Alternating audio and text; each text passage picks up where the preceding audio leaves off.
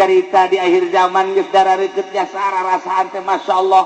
Mun guru urang kamari nyaritakeun Mahdi asa jauh keneh, lamun guru urang belah ditu nyaritakeun Mahdi asa lila keneh, tapi kuari bae mun nyaritakeun Mahdi asa endek bae. Benderana bakalna akur bae. Bendera Mahdi bakalna aya 3 warnana warnana hideung, merekna la ilaha illallah Muhammadur Rasulullah. Beureum hideung jeung putih. Memehna bakal aya bendera 7 bendera cakangjeng Nabi hideung sarua jeung bendera Mahdi. Bakal bendera le hideung jeung putih la ilaha illallah Muhammadur Rasulullah. Benderana akur bae, urang bae keliru ieu mana nu bener mana nu salah. Dibuat seperti eta lah. Nu mantak sahabat naros ka Kangjeng, engke kumaha eta seperti kos kitu. Bendera-bendera teh urang tingali bae nu aya di Mekah eta Mahdi nu asli, nu lain di Mekah eta mah lain Mahdi nu asli. Allahumma ya qadiyal hajat, Allahumma ya qadi. Assalamualaikum warahmatullahi wabarakatuh.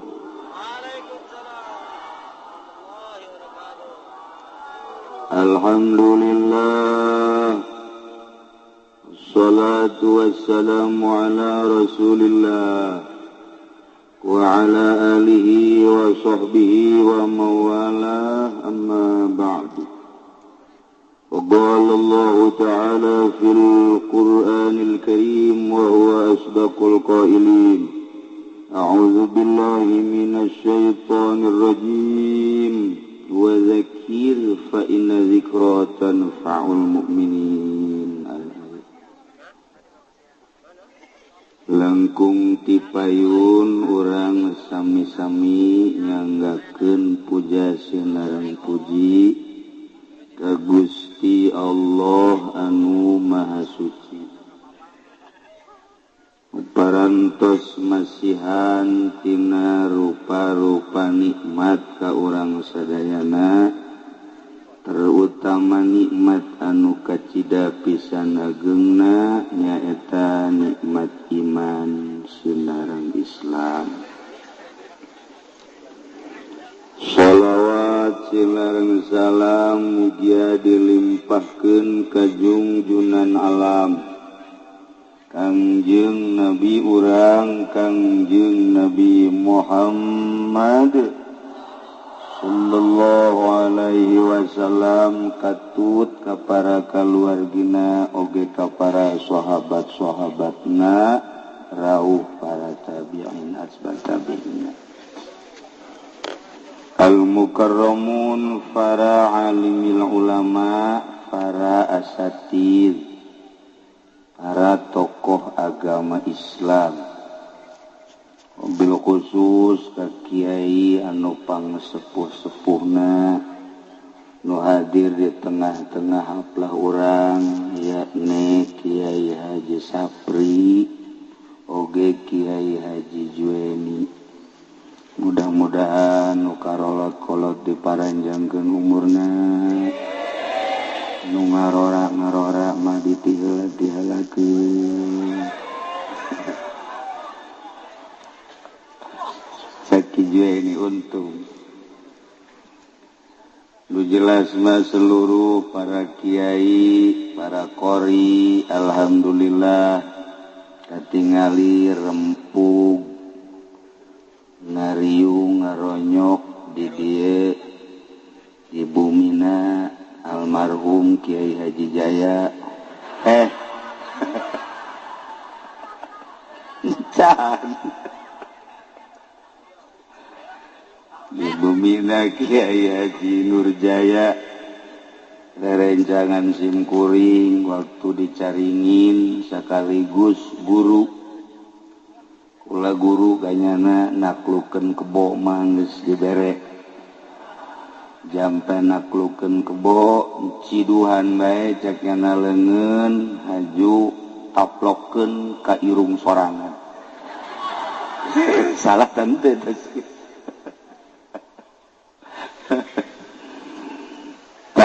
Itulah para jamaah kaum muslimin wal muslimat rahimakumullah. Dina kesempatan ieu khusus dasim kuring umumna urang sadayana dikersakeun ku Gusti Allah kempel di dieu di pondok pesantren Nurul Hikmah. Pondok pesantren Hikmah teh ji ngaranna Nurul Hikmah ya. Di pondok pesantren Nurul Hikmah dina raraga Walimatus Safar Patali putrana nunami Raden Imam Sumitro beserta Aang Kunevi rek berangkat melaksanakan ibadah haji. Jadi malam ieu anjeunna hayang didoakeun ku urang lantaran lamun ningali haritna di Timur Tengah serangan-serangan nu teu pararugu geus puguh di Irak, Suriah, Palestina, kuari geus menuju Yaman, bahkan diperkirakeun musim haji asup ka Arafah, asup ka Mina, asup ka Baitullah. Untung mun teu kabekah moal manggih riweuh, tapi kuari keur bejeuna mengkikis pager betis supaya ulah terjadi. Di urang mun carita organisasi riweuh teu puguh arah nu jelas. NU aya, Muhammadiyah aya, Ikhwanul Muslimin aya, Persis aya, Persib aya, Islam Khuruj aya, HTI aya, LDII aya, NII aya, komo orang lamun ka Tasikmalaya aya Islam Pegeningan, aya Islam Torikoh, macem-macem bari teu jelas. Tambah deui ku FPI di Jakarta, wah loba. Aju urang Cisoka mah pan babarian asal dibere duit breg. Dek bener dek henteu milu we pokona mah. Pimpinan Kiai Haji Nurjaya. Tapi anu sangat mengerikan mah kuari kabar ka urang ISIS. ISIS eta Ikatan Santri Istri Satu.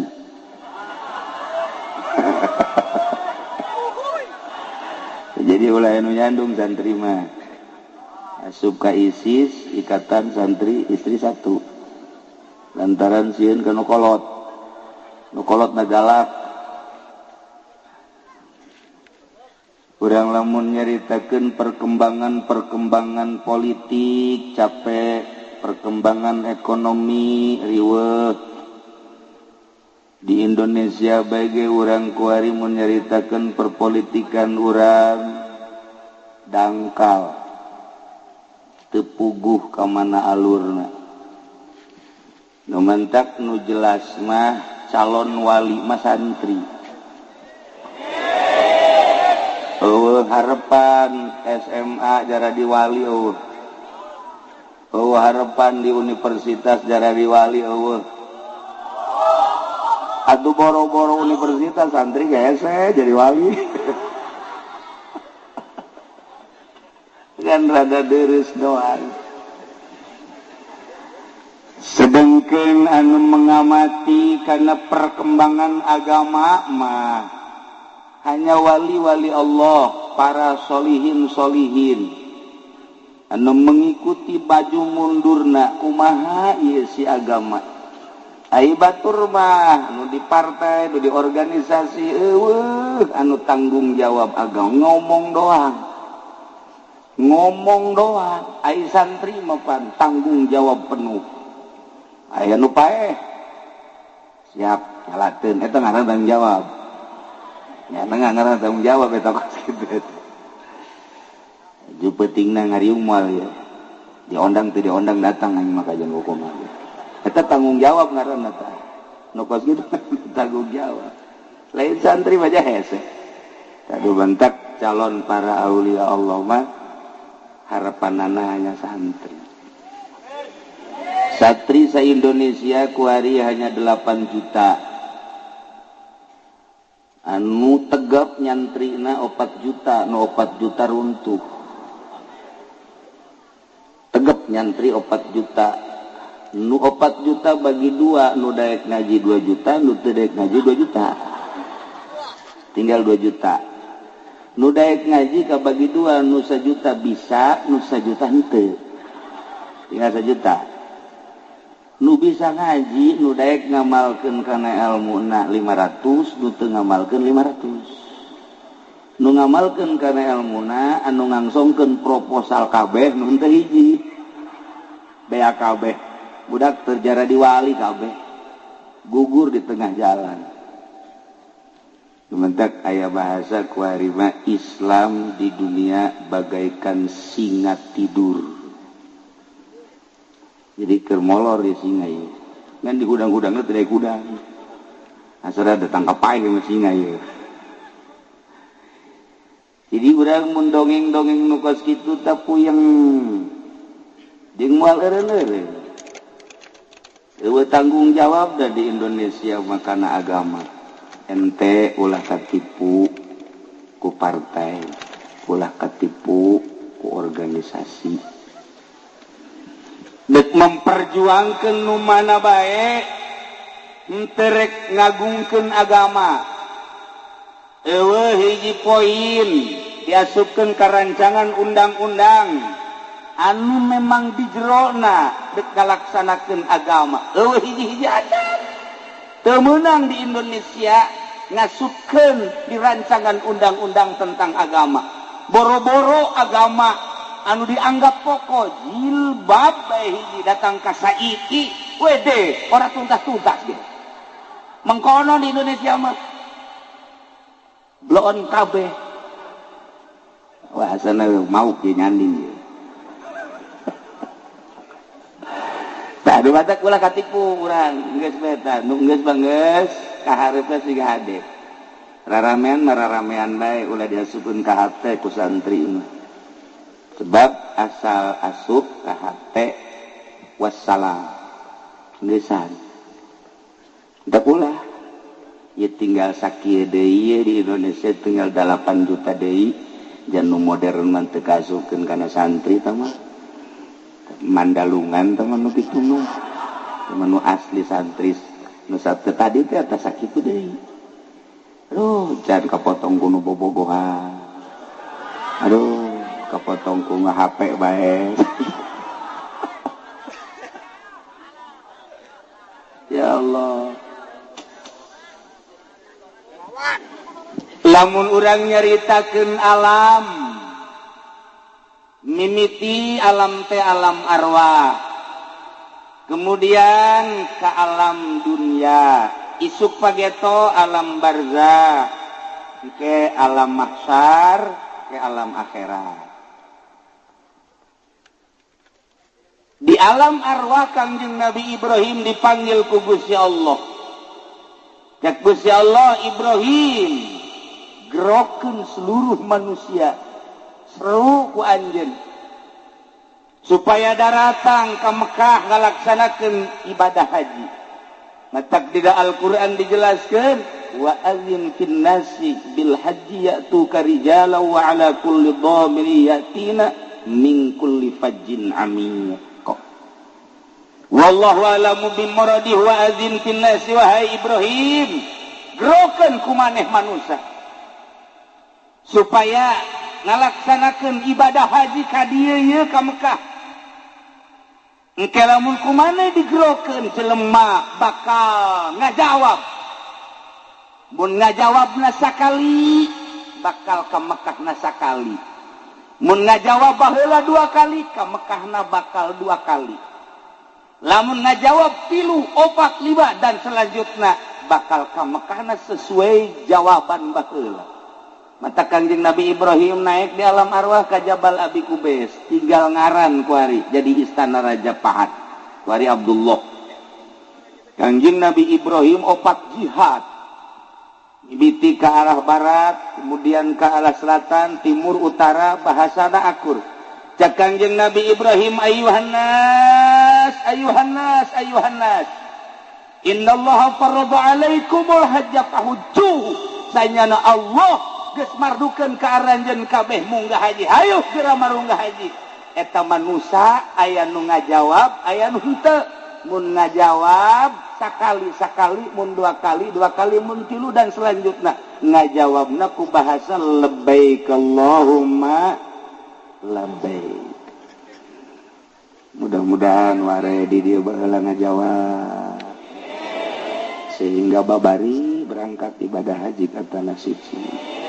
Terserah kumaha bae carana. Beres Kangjeng Nabi Ibrahim ngegero iblis CS naik. Cak iblis aing ge bisa nurutan kos kitu ieu. Hebat iblis ge. Ayuhan nas malah pasehan iblis sial. Ayuhan nas, ayuhan nas, ayuhan nas. Innallaha farada alaikumul hajja fahujjuh. Hei manusia orang Cisoka cak iblis. Ditambahan ku Cisoka tak iblis bloon. Allah geus bardukeun munggah haji ka marana teh. Hayu geura marunggah haji. Urang Cisoka brong kabeh ngajawab. Labbaik Allahumma labbaik. Nu dua, nu tilu, nu opat. Tah, lamun baheula ngajawab seruan Kangjeng Nabi Ibrahim, hajina haji mabrur. Lamun ngajawab seruan iblis, bakalna jadina haji mardud. Pan tadi mah urang Cisoka ngajawabna tina ngajawab seruan. Tuh, sia nu ngomong kan? Mardud sia. Nauzubillah min. Nu mantak aya dua tipe engke jelema teh munggah haji teh. Aya anu hajina mabrur, aya anu mardud. Babari ka mangga sakitu bae. Haji mabrur ayakuna ayarji'a khairan mimma kana, sapulang ti Mekah leuwih bagus tibatan memeh ka Mekah. Lamun jelema munggah haji balik ti Mekahna leuwih bagus tibatan memeh ka Mekah, gas tunjuk rame-rame mabrur. Anu mabrur teh geus teu asing deui, al hajjul mabrur laisa lahu jazaun illa jannah, surga. Lamun balik di Mekahna leuwih gore minimal angger bekos gitu, berarti hajina mardud. Memeh munggah haji tilok make kopiah, tas munggah haji ge teu make kopiah. Memeh munggah haji teh osok bobonceng si Mbak, balik teh boh tambah jeung si Embong. Silaka ieu mah ieu, tah ieu mardud ieu. Ndak kula bandek nanya bae ka urang Cisoka, di Cisoka di dieu kira-kira cak pandangan mata urang loba anu mabrur tah loba anu mardud. Sakali deui nu mabrur apa mardud? Coba contohan saurang mana?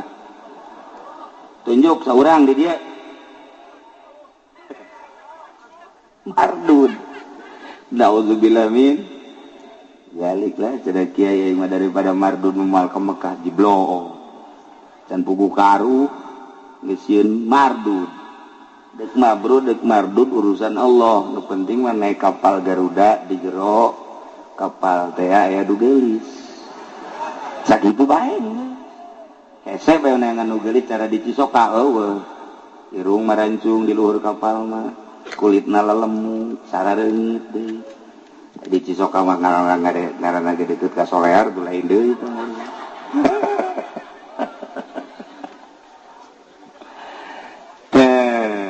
Ieu carita haji. Sabenerna mah lain munggah haji bae salat ge kabagi dua, aya anu mabrur, aya nu mardud. Sarua bae sanajan puasa ge nu mabrur, nu mardud, zakat teh nu mabrur, nu mardud. Sangkilang ngaji bae, aya nu mabrur, aya nu mardud.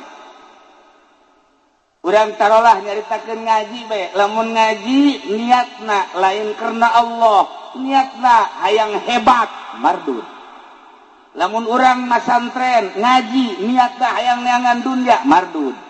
Lamun urang ngaji niatna hayang ngelehkeun batur mardud. Lamun urang ngaji kedah hayang jadi kiai mardud. Cacak-cacak masantren bae ge ka mabrur teh hese. Nu sakola mah neraka kabeh.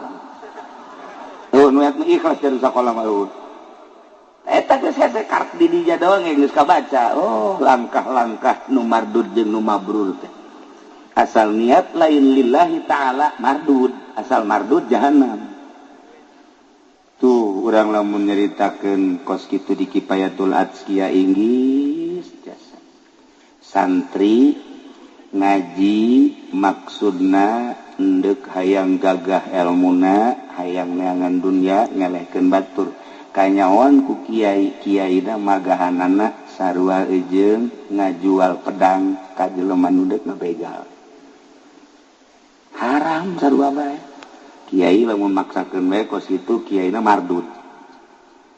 Jadi neangan kiai nu mabrur, neangan satiu mabrur hararese. Lolobana mardud bae kabeh.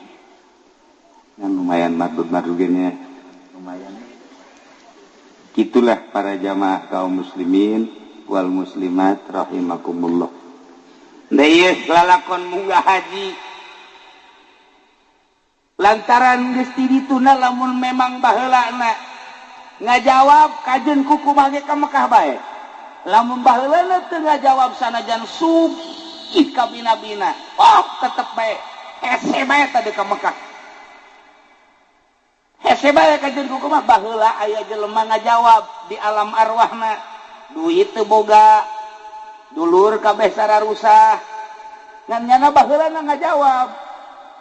Babarieun Gusti Allah mah nyana keur cicing di tengah jalan jol bae aya angin topan. Wow, kabawa kan. Bus datang ke Mekah. Ringsek ngan datang ka dituna. Tapi lain lalagaan aya hiji santri urang Surabaya nyana ngamalkeun sholawat bae salat Ibrahim. Allahumma sholli ala sayyidina Muhammad wa ala ali sayyidina Muhammad kama shallaita ala sayyidina Ibrahim wa ala ali sayyidina Ibrahim wa barik ala sayyidina Muhammad wa ala ali sayyidina Muhammad kama barakta ala sayyidina Ibrahim wa ala ali sayyidina Ibrahim fil alamin innaka Hamidum Majid. Saminggu 4.440 diwil bekunya di Surabaya nyana nganterkeun dulurna zaman di Halim Perdana Kusuma. Begitu dulurna asup nyana dia milu asup teu kadeuleun ku penjaga. Asup ka kapal nyana dia milu asup ka kapal. Teu kadeuleun eta mah geus. Ngan di jerona teu kabagian kursi kan. Atuh perekan pan nyana. Itu boga pisah. Ajeun geus kana mah cicing tapi teu kadeuleun. Datang aman biasa datang ka Jeddah dan lain sebagainya ke Mekah teu kadeuleun. Ieu berkat maca sholawat Ibrahimiyah. Terus saya ke Madinah, terus balik. Ngan pas dek balik di Jeddah timbang barang, kemudian paspor nyana kan teu boga. Tanya paspor teu boga, kadeuleu tanya mah kadeuleu barang balik mah kadeuleu. Meureun di dinya kurang wirid gajeun ku kumaha ge tah. Kadeuleu tanya tah, ditangkap ku askar. Tangkap langsung disijin dirinya langsung sidang. Begitu di sidang aya nu ngabantuan seperti kos gitulah kaayaan nyana bahwa nyana ngawirid itu teu kadeuleun kabeh heraneun askar ge. Polisi Arab, polisi Mekah heraneun ku taajub-taajubna akhirna tetep dikembalikeun ka Indonesia. Masya Allah ta ieu wiridan hayang ka Mekah mah ka kiai mana bae ge eta jampena tah maca sholawat Ibrahimiyah 4.444 saminggu. Cenah itu moal diburu-buru ieu mah ye ba'da salat 7 ngan ba'da subuhna 40 hiji. Coba ge minimal ente kajeun kuku mah ge ngimpi mah kudu ngimpi ka Mekah. Ya ngimpi ge untung. Masya Allah. Ada ieu sholawat manjur luar biasa. Gitulah cerita di alam arwah. Nu jelas mah jelema macem-macem berangkat ke tanah suci terserah. Kabeh gerak Allah. kumaha ge ke di persidangan akhir di akhirat nyangakeun sadaya-daya nu penting kuari mah urang daftar berangkat. Baheula mah bisa direncanakeun hayang tahun ieu hayang tahun itu hayang tahun itu hayang 5 tahun sakali kuari mah hese di Tangerang geus 12 tahun kuari. Bahkan 13 tahun mun kuari daftar umur 60 tahun tambah 13 tahun berarti diperkirakeun datang ke berangkat umur 70 pae 73 tahun. Nah iya mayoritas kan di orang antara 63 64 dan tabasa bodoh urusanana nu jelas kos kitulah di urang teh kos kitu. Nah ieu berangkat ke tanah suci rek ningali Baitullah rek muteran Baitullah rek sa'i ari nu ngabangun Baitullah saha kiai nu ngabangun Baitullah pertama malaikat Jibril dilanjut ku Kangjeng Nabi Adam alaihi salam kebelah dieuna terus ngan anu aya dina Al-Qur'an adalah Kangjeng Nabi Ibrahim alaihi wa idh yarfa'u Ibrahimul qawa'ida minal baiti wa Isma'il rabbana taqabbal minna innaka antas sami'ul. Kangjeng Nabi Ibrahim teh urang Sam nu kuari keur perang Suriah. Kangjeng Nabi Ibrahim diinstruksikeun supaya ka Mekah. Dibawalah Siti Hajar dalam keadaan gede beteung. Berangkat ke tanah suci datanglah ka wadi, ka jurang, lembah, Mekah ngaranna. Idinya teh can aya ngabentuk Baitullah model kieu. Didinya dipanggieunkeun saung ku Kangjeng Nabi Ibrahim Siti Hajar tina tangkal korma sabagusna jeung sarekepna sapira palapah korma langsung disaungan beres disaungan sapoe 2 poe 3 poe Kangjeng Nabi Ibrahim teh diinstruksikeun deui titah balik deui ka Suriah culak-culek langsung naik kana onta cek Siti Hajar Kak Ibrahim, kakak meureun lagi saruanya. Kira-kira gitulah. Ieu bangunna ungkang ingkig bae endeu ka mana? Teu ngajawab Kangjeng Nabi Ibrahim. Pan bangun deuk berangkat. Teu ngajawab Kangjeng Nabi Ibrahim ku sebab henteu pamajikan, beuteungna keur gede. Secara manusiawi cek Kangjeng Nabi Ibrahim banyak kudu ditinggalkeun, pan ieu teh pagawean aing. Banyak kudu ditinggalkeun mah. Tapi instruksi Gusti Allah Ibrahim indit deui ka Suriah katilu kali cek Siti Hajar lamun memang ka Ibrahim kudu berangkat dek ditanya bae ieu kahayang sorangan atau parentah Gusti cek Kangjeng Nabi Ibrahim parentah Gusti lamun parentah Gusti nyanggakeun sok berangkat abdi berarti bakal diurus ku Gusti Allah ulah sieun-sieun Kangjeng Nabi Ibrahim langsung berangkat tengah liuk saya tikacan Kangjeng Nabi Ibrahim. Begitu Siti Hajar nyarita modal kitu, belum berangkat.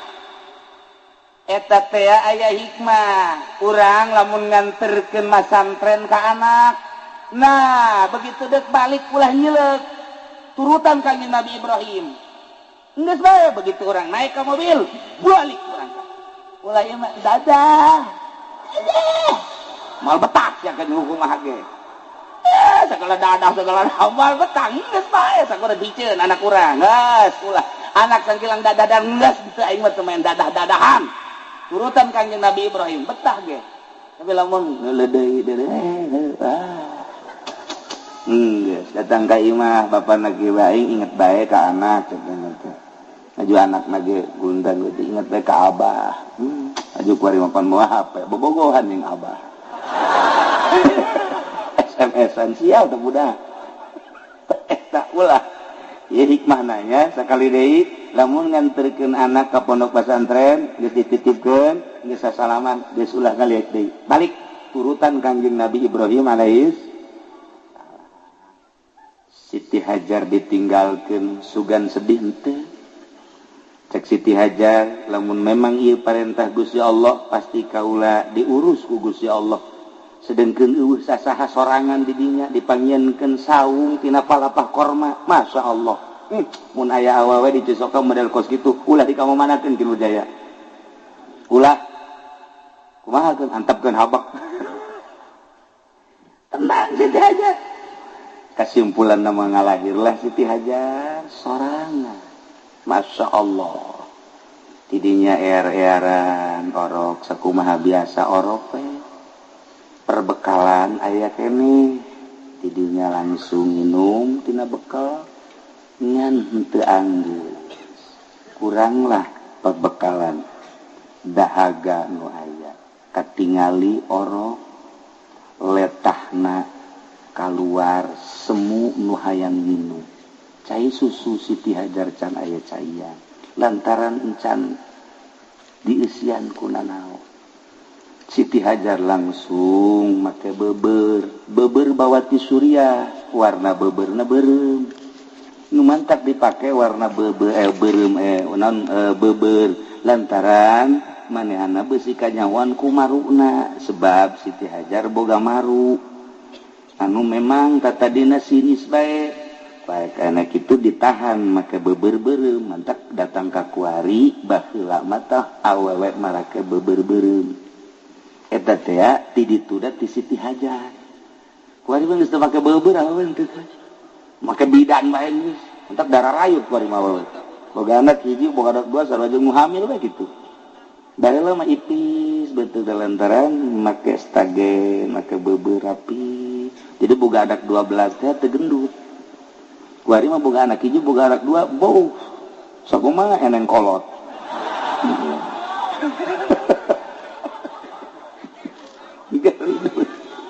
bebe aju aya hikmahan lamun aya jelema sakolot baheula ieu mah mun aya jelema masuk kaguguran we 2 bulan kaguguran 3 bulan kaguguran ulah hese-hese sakolot urang baheula teangan beber awewe sok talikeun ka dieu ditalikeun ka dieu asal nali bae ka dieu masyaallah hikmahna luar biasa kitulah para jamaah kaum muslimin wal muslimat rahimakumullah Siti Hajar naik kasopa maksudna neangan jelema sugan aya jang menta tulung ditinggali ku Siti Hajar teu aya terus ka marwah ningalian jelema beusi sugan aya jelema rek menta tulung teu aya neangan deui terus ka marwah deui tidinya luak lieu kasopa deui luak lieu teu aya geus 7 kali aya suara kita ningali ke arah Zamzam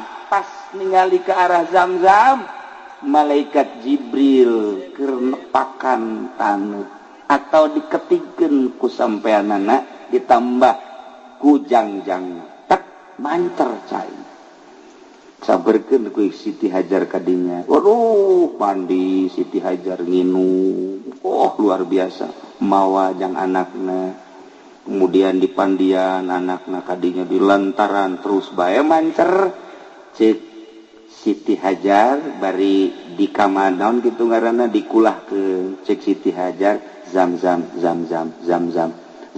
teh bahasa Suriah hartina mun bahasa urang mah stop jadi eta Zamzam teh cai stop sebenarnya stop eureun gip ucap urang mah eureun ulah terus bae jadi we ngaran Zamzam jadi mun di ngaran kurang mah cai eureun sebenarnya eta mah eta stop Zamzam kitulah cerita Zamzam masyaallah kitu cerita Siti Hajar teh 7 balik disopa ka marwah ti marwah ka sopa ti sopa ka marwah ti marwah ka sopa jadilah kuari syariat mimiti urang toab sanggeus tatoab kemudian sa'i 7 balik didinya cukur beres geus sakitu haji eta umroh tinggal aya wukufna bae ka Padang Arafah babari doa Kangjeng Nabi Ibrahim istimewa Kangjeng Nabi Ibrahim teh ngadoa ka Gusti Allah di samping Rabbana taqabbal minna innaka antas samiul alim wa tub alaina innaka antat tawwabur rahim. Nah, kuari ge urang lamun deuk nyeun pondok pesantren eta bae doana ulah hese-hese. Asal disiapkeun bae pokona mah batuna 10 truk. Batu kalina 5 truk, semen bae ujianana 1000 mah. geus doana eta manjur teman. Tapi lamun can aya semen can aya keusik can aya ulah wani-wani ngadoa eta tah. Mal manjur. Rabbana taqabbal minna innaka antas samiul alim wa tub alaina innaka antat tawwabur. Kukula dek dibere sakaligus beusi dek ngabangun pondok, ngabangun majelis, ngabangun masjid. Doa nama tetap eta. Tabaruk ke Kangjeng Nabi Ibrahim.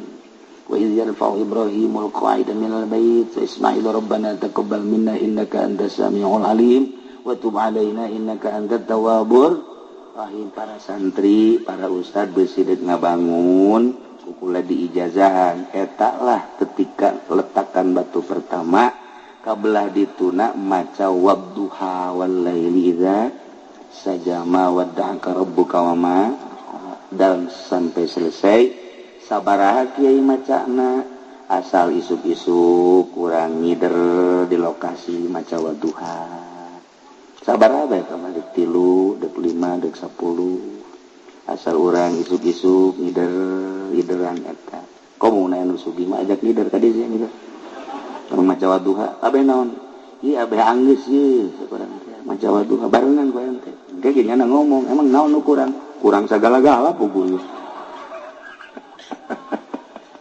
wadduha ente ngabangun pondok ngabangun majelis mushola masjid eta masyaallah lain hiji lain dua aya kiai ngabangun teu anggeus bebejalah kasimkuring di jazahan eta begitu di jazahan eta dibaca we ku cenah wadduha muter we di dieu datang ke masyarakat teh kaget kiai kunaon muter we abeh anggeus wadduha wal laili hayo baturan ku sia wadduha ye jadi urang dinya karunya po kiai cenah muter bae urang bantuan yuk eta sarua jeung pelet teh lamun urang khusu kan kurang manjur tah lamun khusu manjur urang mah teu khusu ge hayang manjur babari sebenarnya mah begitu geus beres pelet batu kan segede kieu tah di Cisoka makan make batu bener teh make batu timpahkeun ka tonggongna aya kan nyanan kurang dia pelet eta kalah aing bogoh ka sia gege janang atuh sajarna mah cenah teh kudu pelet kula mah bogoh teh heula tah eta timpakeun ka huluna ngudag ge gitu jeung gua kumaha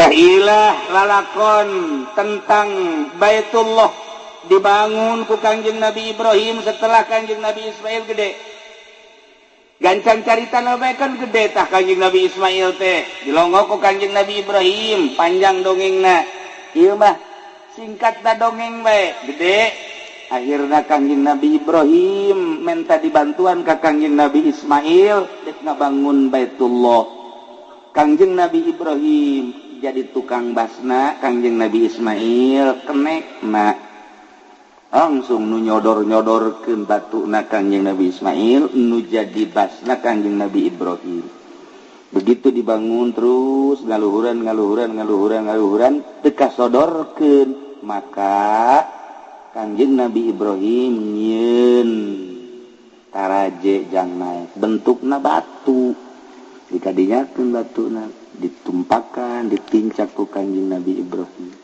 langsung batu ngapung sorangan eta kos dongengnya kos dongeng batu ditincak esteger ngaranna ketika beuki luhur batuna ngapung sorangan atuh teh batu bisa ngapung sorangan aya tanaga anti mana sahanu ngaremot eta seberapa batu tapi batu naik sorangan beuki luhur beuki naik beuki luhur beuki atuh saberapa teu make batu ge bisa ieulah keajaiban mukjizat Kangjeng Nabi Ibrahim alaihi salam nah kuari aya titinggalna ngaranna makom Ibrahim lain kuburan makom Ibrahim teh esteger aya tapakna dirinya tapak sampean Kangjeng Nabi Ibrahim Masya Allah dibongkar suhu di Arabia sababaraha kali eta lantaran ngahalangan geus sabaraha doser murun potong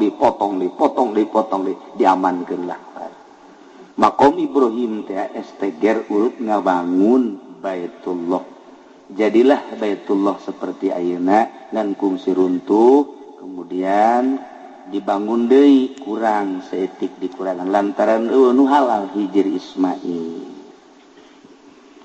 Bari manggis indah jasa Baitullah teh. Ketika Kangjeng Nabi putuh Mekah langsung Kangjeng Nabi asup ka Baitullah. Bahkan ku Kangjeng Nabi teh harita dititah dua lawangna. Andai kata bakal laluasa mah itu kira-kira bakal fitnah dijieun dua lawangna ngan cek Kangjeng Nabi keun bae antepkeun lah hiji bae. Kangjeng Nabi lebet langsung salat di jero keluar deui tah ieu lah Baitullah nu ayeuna. Di akhir zaman engke Baitullah bakal diruntuhkeun deui. Tu golongan-golongan anu teu serg ka Islam musuh. Kula lamun nyaritakeun tentang akhir zaman geus dareukeut jasa. Cek Kangjeng Nabi Malikul Ardi Arba'ah, raja sadunya aya 4. Mukminani wa kafirani, nu dua mukmin, nu dua kafir. Nu mukmin hiji Kangjeng Nabi Sulaiman alaihissalam, nomor kedua Raja Zulkarnain. Kafir aya 2, hiji Raja Namrud, nomor kedua Raja Fir'aun cek sakal Bukhtusah. Cak Kangjeng Nabi wasayakulu khomisun, bakal jadi raja sadunya engke di akhir zaman 5, hiji deui di akhir zaman. Sayakunu khomisun wal mahdi min dzurriyyati, eta adalah mahdi ti anak incu kaula. Entek besi aya di Cisoka mahdi cing ade. Cing ade eta beureun tah mahdi. Ngan mahdi nu itu mah hiji irungna mancung, nu di Cisoka mah pengeng. Bedakan berarti. Nomor kedua ngarana sarua jeung ngaran Kangjeng ismuhu ismi wa abuhu abi, ngarana sarua jeung ngaran kaula bapada sarua jeung bapa kaula. Jadi ngarana mah asli nama Ahmad bin Abdullah atau Muhammad bin Abdullah. Cirina dina pipina engke aya hunungan di dieuna. Aya janggotan, aya godegan kadi rapi, di dia aya hunungan. Kasepna kabina-bina gagahna nu luar biasa dituturkeun baksana ku 300 jelema nu bakal nuturkeunana asal sasalaman jeung Mahdi ditembak ngebul. Asal sasalaman jeung Mahdi jadi gagah. Asal sasalaman coba sasalaman jeung Mahdi nu di dieu. Tah ieu Mahdi nu asli 300. Manehanana di Madinah engke bakal terjadi wukuf poe Jumat di akhir zaman. Akbar disebutna. Di mana wukuf poe Jumat, hati-hati. Nah iya engke di Mina bakal ribut gede. Perang anu luar biasa asup. Musyrikin, kafirin, munafikin asup. Ribut ke di Mina. Wah, getih pohara jasa. Ribuan jelema mararaot. Lumpatlah ke Mekah. Di Mekah keur ngabayak jelema lantaran ngadenge peperangan anu dahsyat jasa. Ribuan jelema pararae ngan teu asup kafir ai ka Mekah mah. Ditungguanlah seorang kesatria Mahdi teh kakarak datang ti Madinah bainar rukni wal maqam nyanang ke bakalna salat bae di dinya. Allahu akbar. Allahu akbar. Allahu akbar. Hese nanya Allahu akbar. Hese jang nanya lantaran salat deui. Ari Ki Nurjaya mah pan hese salat nanya deui. Sabalikna teh deui. Urang mah babari jeung nya mah ngobrol kebo segala eneng segala sapi. Waktu duha teh waktu jang duha terus bae mencit teh ngesel teh dan lain masalah sih ji. Dan sabalikna jeung Mahdi bae, Mahdi mah kesempatan jang ngobrol salat bae. Ai urang mah kesempatan salat ngobrol bae. Nah ieu Mahdi. Setelah manehanana istirahat langsung datang, langsung ditunjuk bah ditedaikeun ngaku. Tetep dibeak bahwa anjeunna Mahdi kulantaran disumpah karak ngaku ana Mahdi. Mulai datangnya nyerang ke Suriah heula. Jadi berarti bibit nama di Syria nu kuat pisan. Tidinya bakal ka Irak, tidinya terus ke Palestina, tidinya terus ke Iran. Tidinya terus Timur Tengah heula, terus ke Amerika, terus ke Eropa, ke Australia, terakhir di Cisoka. Siade Cisokanya. Ciri-ciri heula kiai dek datang kos kitu kumaha? Ciri-cirina hiji geus loba anu mararabo. nomor kedua geus loba anak zina, nomor katilu paharaman ribawi geus teu dianggap riba, nomor kaopat jelema nu geus eueuh anu ikhlas dina ayana geus teu kandeulean. Didinyalah bakal turu damah di kacau bakal unggal negara. Di unggal negara teh bakal kacau di urang bibit kacau geus aya. Lantaran organisasi jeung organisasi geus teu ngahiji, partai jeung partai lain deuk ngagungkeun bangsa jeung negara. Kabeh boga kepentingan. Urang lamun nyaritakeun kajerona inggis sabenerna. Timbullah kuari aya ISIS ngaku Mahdi encan sebab teu ngaku Mahdi mah dibeat dipaksa kakarak ngaku.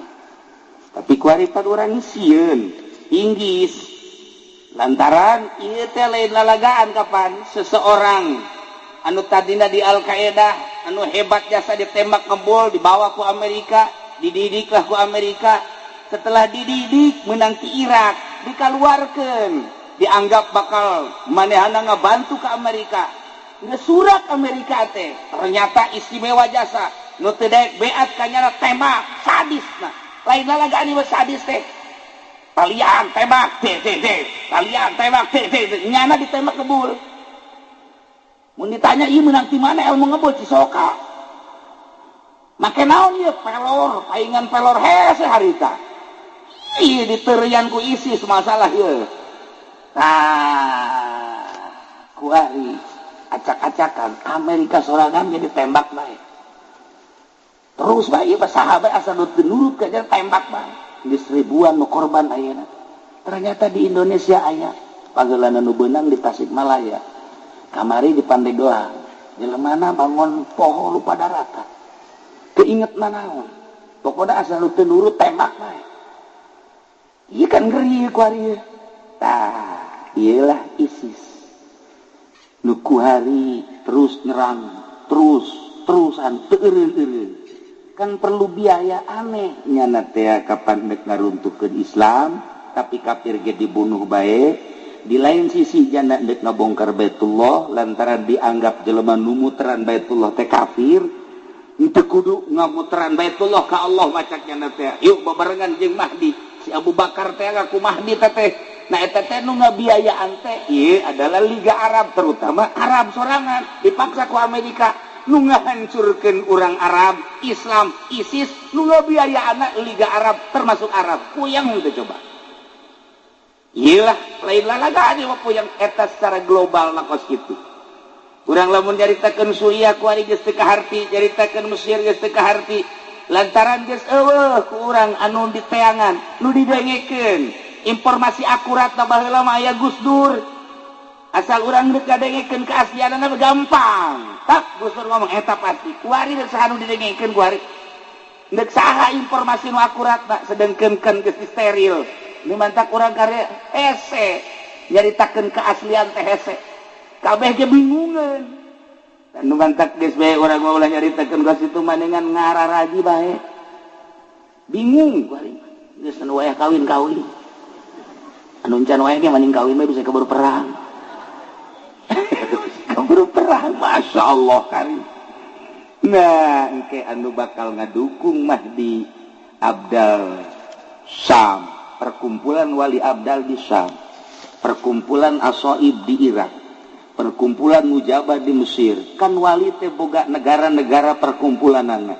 Keseluruhanana di Lubnan, Libanon.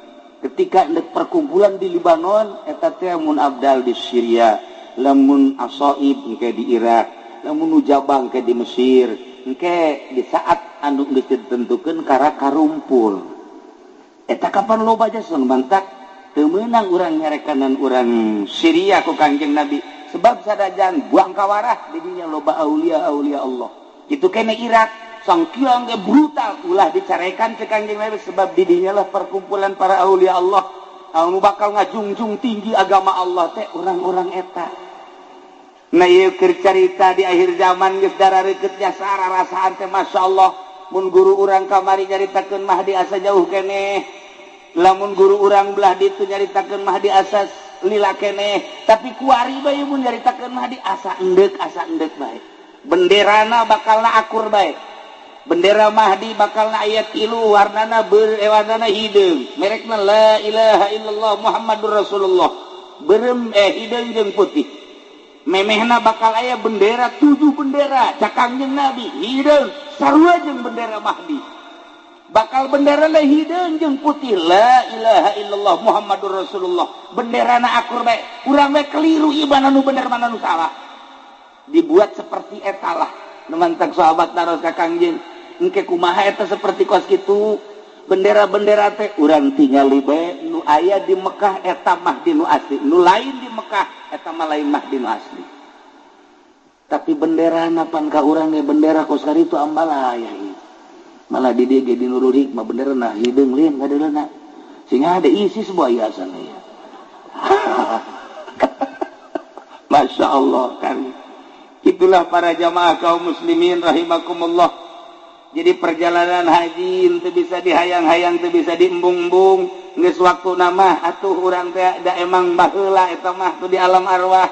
Jawaban baheula kuari mah tinggal ngalaksanakeun bae. Kokoseran urang sakumaha kokoseran hayang-hayanganna ai eueuh jawaban jeung teu ngajawab baheula tuh hese bae. Henteu bae kajeun kumaha ge nu mentek cak ti soleh teh mah jang ka Mekah mah 2 surat. Nomor kahiji surat Waqiah, nomor kedua surat Tanah. Nu babari mah surat Tanah. Tereh ke Mekah-Mekah nak kajeun kumaha. Tuh, nya para jamaah kaum muslimin wal muslimat rahimakumullah, itulah urusan tentang haji, urusan tentang Baitullah, urusan tentang sa'i nu jelas kabeh ge ieu memerlukeun iman, memerlukeun yakin. Lamun teu make iman tur teu yakin moal bisa. Ku iman jeung ku yakin. Iman ayana di pendidikan Islam. Pendidikan Islam nambahan iman jeung nambahan yakin. Di luar pendidikan Islam iman hararese, yakin makomo. Urang ngageserkeun kayakinan kan hese ieu. Ngageserkeun kayakinan teh hese. Urang teh kuari yakin kieu yakin mah. Aing mah ieu kayakinan aing mah lamun teu dahar lapar atuh kajeun kumaha ge kitu bae. Sebab keyakinanna urang mah kana dahar bae. Lamun keyakinanna kana dahar, sanajan isuk-isuk ka dahar uduk 2 piring ke jam 10 ditanya geus dahar encan. Ai tadi ka mah uduk lain dahar. Sebab can yakin dahar, sebab yakinna dahar. Ta ieu kehese jasa gageserkeun keyakinan ibadah jadi santri teh ya. Mimiti ngaji amil, aju ngaji jurumiyah, ngaji alpiyah, terus ngaji johar maknun mantek, cuman dan lain sebagainya gampang kan. Kabelah dia ngaji usul fikih ya warokot, usul naon gitu gaya tulis jamul jangan enteng dong kos itu. Lah babari sama nu hese ge, nu hese ieu gageserkeun keyakinan. Eta mah sakadar ilmu yakin, tina ilmu yakin supaya datang ka ainul yakin. Ti ainul yakin supaya datang ke hakul yakin. Iyalah nu hese eta manu tadi olahanna sakadal olahan zahir tapi hayang ngageserkeun keyakinan kudu make olahanna olahan batin. Nah ngolah batin iyalah nu hese nu dedeleuanana lain make dedeleuan nu ieu tapi make dedeleuan nu ieu. Dedengianna lain make dedengian nu ieu tapi dedengian ieu. Aambeanana lain aambean nu ieu tapi aambean nu ieu. Mun geus bisa ngageser dedeleuan dedengian jeung aambean lain nu ieu tapi nu ieu kakara jelema eta lah nu patut dituturkeun ku urang. Ieu kuari kamari kula kadatangan kiai ti Banten aya 10-an meureun ka imah ngobrol lah carita tentang Banten. Istimewa Banten mah tuh. Lantaran kula didongengkeun nyana dongeng kula dongeng lamun urang nyaritakeun tentang keistimewaan Maulana Hasanuddin eta mah moal aya deui datang ka Ii Rahaje. Emang kunaon cenah kiai kieu di antarana keistimewaan Maulana Hasanuddin teh begitu datang ka Banten Maulana Hasanuddin mah ngisingna di Banten sabulan sakali. Pamajikanana ngisingna saminggu sakali. Coba pamajikan Ki Nurjaya. Atau pajakan urang lah ulanya namanya. cerita batin kurang sok jarah bae teh jaho dongeng Masya Allah muringkak bulu urang ngadenge kitu mah Maulana Hasanuddin masa bulan sakali ngisingna pamajikanana saminggu sakali digenggerekeun ku Maulana Hasanuddin ngising malulus ya mah teu hirup teh iraha ibadahna saminggu sakali masih digenggerekeun pamajikan urang mah subuh ngising jam 7 ngising deui mantap sarapan jam 9 deui engke tas dohor bodol atuh bae aku ngising bae iraha maca Qur'ana apa majikan Maulana Hasanuddin saminggu disenserikeun ku Maulana Hasanuddin iraha ibadahna teh mangising bae tidinya lain marah ningkatkeun ibadah pamajikan teh langsung dikurangan dahar dikurangan minum alhamdulillah jadi sabulan sakali ngadenge pamajikanana ngising sabulan sakali Maulana Hasanuddin 6 bulan sakali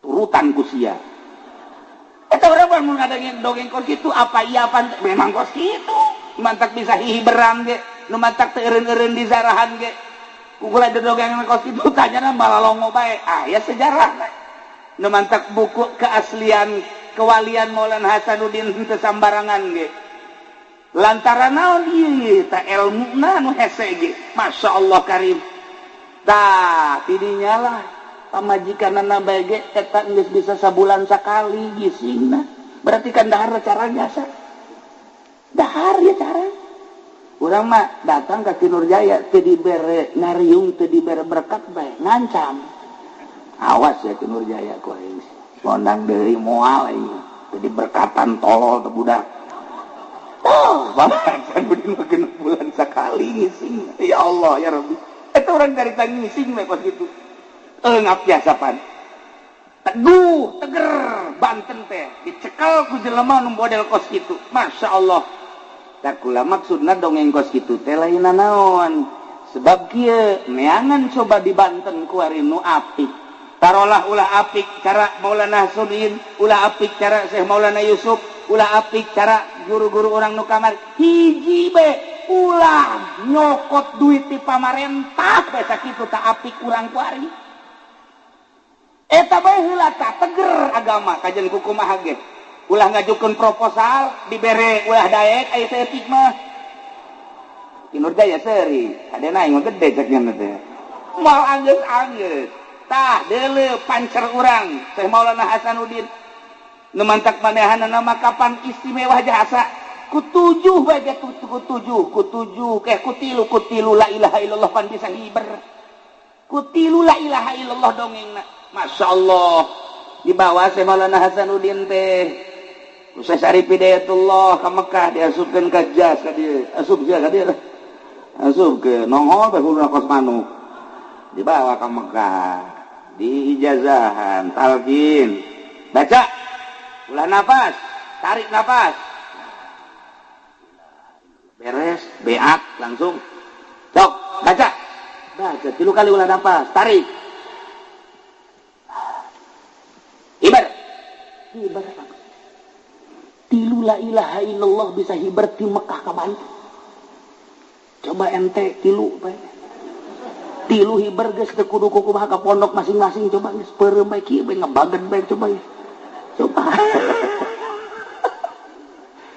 batur batilu da eta rahasiahan lain nalagaan Masya Allah kunaon eta batin nangis bersih jasa ya Allah ya Rabbi urang mah kuari mah tak geus carita ulah carita eta keur carita di organisasi carita di perorangan pondok pesantren eueuh deui iwal ti 4 sabenerna mah ngan salah sahijina waro nu tilu moal ka dicaritakeun ieu titipan ti Sunan Rahmat anu ngamimitian muka pondok pesantren di Jawa Timur dilanjutkeun terus ka dieu mantap pondok pesantren mah titipan para aulia Allah asal ngegeser bae kana yayasan geus lain titipan para aulia Allah henteu salah nyen yayasan eta mah perkembangan henteu salah mangga teh mun eueuh cilaka eueuh sanawiyah wal awiyah atuh kaditunan kumaha perkembangan dunia ngan lain titipan wali titipan para aulia Allah mah 4 salah sahijina waro nu tilu moal ka dicaritakeun kuari mah waro kadanan cara Syekh Maulana Hasanuddin Syekh Yusuf hiji bae ulah narima duit di pamarentah geus hebat jasa ujian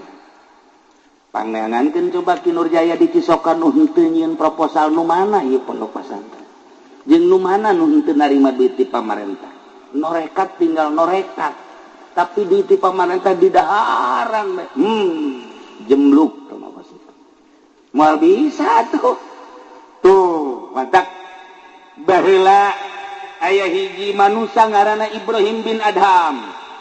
Ibrahim bin Adham teh pan geus diangkat jadi kutubul aulia. Geus nikmat jasa.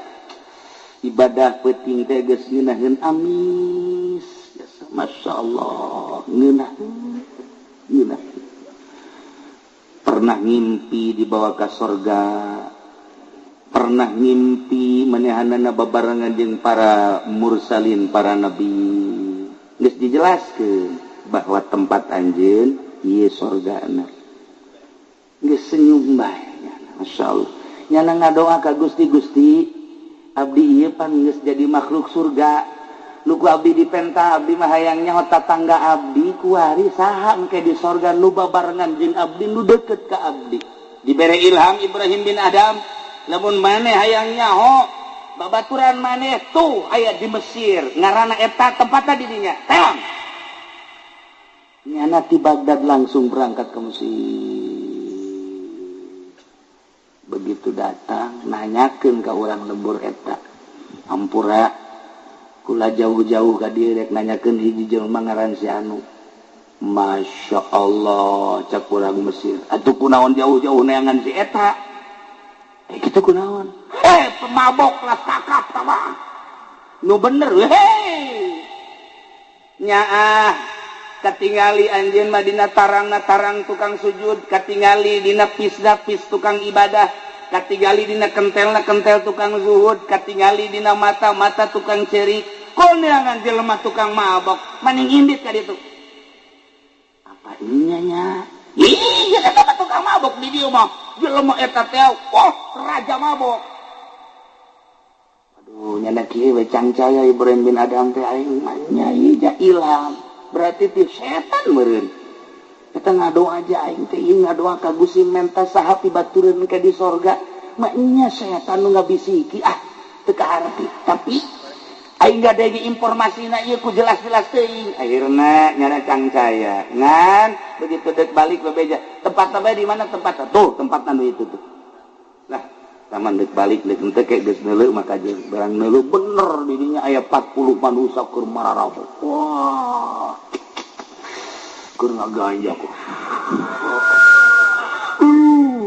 mabok nu naon ai nyana mah diuk bae kieu bae kieu begitu geus ningali nyana balik deh digerok hai Ibrahim kadi jauh-jauh ti Baghdad hayang kapanggih babaturan di sorga geus datang kunaon indit je pan nyahoon wah cak Ibrahim aing eleh ye ku nyana ye ayo ka dieu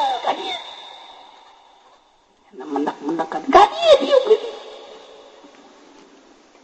nu jadi masalah cak Ibrahim bin Adham kok nyahoon aing teh ka dieu deuk neangan ti batureun saha nu ngabeja aja ngobrol ge encan ulah sok sombong jadi ahli sorga.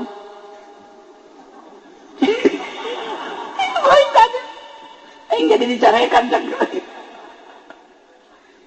Ahli sorga mah eueuh nu sombong, jeung eueuh nu egois. Ya Ibrahim, ari di masjid mah nyekelan tasbih, babarengan jeung santri ngawuruk, kadang-kadang zarah, kadang-kadang jeung masyarakat ngaji dukas kitu batu babari tama ngan di sorgana handap nu hese ge tuh makhluk Allah nu sok mabok tuh makhluk Allah nu sok judi tuh makhluk Allah nu sok maling tuh makhluk Allah nu sok zina tugas para aulia Allah tugas para ulama sholihin eta ajak ka sorga lantarannya nage hati letik lama iman ke Gusti Allah nyahoon nage ngan bergelimang ku nafsu nah kula cicing di dieu ieu teh geus sabaraha taun kabehna di dieu teh aya 100 leuwih kemudian kuari terus dinasehatan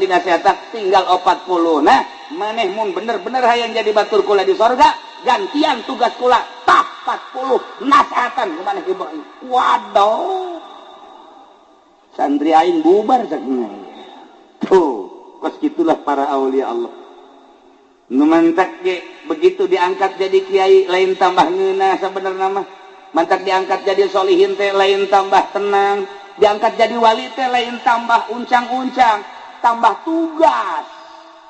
Ketika orang jadi kiai baheula nyantri dahar ge jeung peda behan teh jeung lauk asin ku Allah teh dipake ka cinta dibisakeunlah ngaji dititipanlah ilmu wari geus jadi kiai boga majlis boga murid masya Allah mobilna biasa kumaha showroom nu leutik teh ditanya ku nyana apa jadi takabur atuh haju deui dakwahna ge pilihan lamun ka daerah anu amplopna gede ieu boleh lamun anu moal eta kos kitu kok jadi kos kitu atuh tah tugas wali tugas ulama seperti tadi cek Ibrahim bin Adam mah satu kula tuh boga tugas bari manusia ini kana kesehatan opat ieu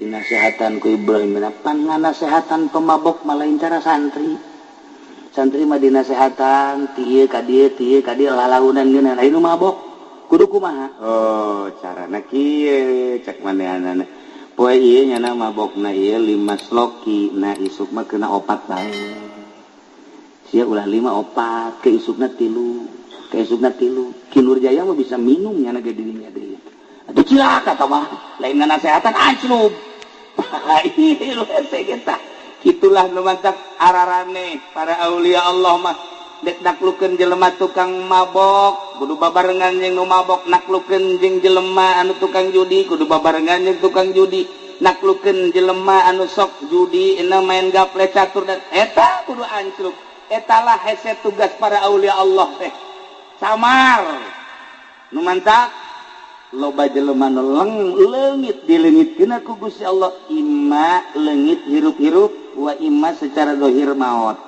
padahal teu maot dipindahkeun. Matak lamun Maulana Syekh Maulana Yusuf kuburanna aya 3 di dunia, lamun Syekh Maghribi kuburanna aya 5 di dunia. Ulah aneh. Lamun Mbah Bolong kuburanna aya 9, ulah aneh. Kos karitulah kula ziarah ka Yordania di dinya aya makom Nabi Musa alaihi salam.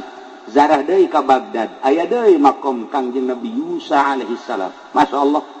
Di ditu Yusa di dia Yusa carua ulah aneh emang kos kari itu jelema gede deket kapan Yordan Baghdad kok di dia aya di ditu aya kos gitulah jelema-jelema galalede mah Masya Allah karim nah gitulah para jamaah kaum muslimin wal muslimat rahimakumullah sakadar urang make mata nu ieu ceuli nu ieu irung nu ieu ribut nu aya teu meunang ngadenge kiai teu meunang ngadenge nu sugih teu meunang ngadenge nu gagah hasud aya tapi ketika make nu ieu tiis nu mentak Tuan Syekh Abdul Qadir mangeunahkeun bahasana ulah pesimis ngahareupan kaula mah lantaran mun boga papanggulan teu kabawa kula siap manggul mun kira-kira teu kabawa ku MT kula nu mangmawakeun mun kira-kira henteu nyaho jalan ke akhirat kula bakal nuduhkeun kira-kira henteu nyaho kana pimaknaeun secara hakiki kula bakal nuduhkeun ngan ulah deuleu zahir kula nu dideuleu adalah pelaksanaanna ieu urang babarengan nina matak waktu Sayyidina Ali begeunahkeun biasa ngomongna lam a'bud robban lam arah kaula mah moal ngaibadahan pangeran nu teu kadeuleu ku kula berarti kadeuleu ku Sayyidina Ali mah pangeran menyaritakeun kadeuleu kan lain ku mata ieu ku ieu dumatak turun temurlah ti Kanjeng Nabi ka Sayyidina Ali ka Sayyidina Husain terus tinggal urang endek jeung henteuna jeung siap apa henteuna jeung masakatna deui nah urang mah begitu kuari ngeuneunahan bae barang urang jadi jelema ngeuneunahan baheula mah daek puasa kuari mah henteu baheula mah daek masakat kuari mah henteu ieulah nu bakal cilaka kitulah para jamaah kaum muslimin wal muslimat rahimakumullah jadi urang tingkatkeun iman tingkatkeun amal tingkatkeun Islam kumaca la ilaha illallah jaddidu imanakum bila ilaha illallah minimal ba'da salat 3 kalimat la ilaha illallah sing gletuk anu maot jadi tu kieu abas minggu ka tukangna saminggu nikahkeun kula kemudian besan milu ngabesan karangkas bitung ka kieu endim peutingna maot berbarengan jeung eta di dieu Ki Hamzah maot berbarengan jeung eta isukna di Garut deui maot deui teu muriang deui loba jasa ieu nu maot teh masyaallah karim tahkeun bae nu maot mah ngan urang mah mun maot mudah-mudahan aya dina ridho Allah Subhanahu wa ta'ala aya dina keur ibadah ka Gusti Allah Subhanahu wa ta'ala sakitu bae mentana jadi embung-embung paeh mah datang bae dihayang-hayang aya encan mah henteu bae nu penting mah dikiraha bae maot asal aya dina ridho Allah Subhanahu wa ta'ala kitulah para jamaah kaum muslimin wal muslimat rahimakumullah balikan deui